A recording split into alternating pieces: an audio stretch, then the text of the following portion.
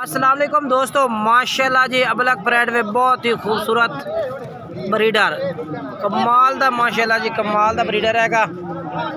खूबसूरती चेक करो जी, चिपटे सिंह, अख चिट्टी, नकोड़ा फेस, कान लंबे, ये खूबसूरती गिणींदी है माशाल्लाह ब्रीडर दी। अबलग ब्रांड दे विच है। मालिक फिलहाल इहदा मौजूद नहीं खड़ा है ते उत्ते जनाब नहीं ते रेट भी पूछिया है। बाकी जेड़ा ना अज जी डेट है ना तकरीबन अक्तूबर 2 2024 बरोज़ बुध अज की वीडियो है भाई।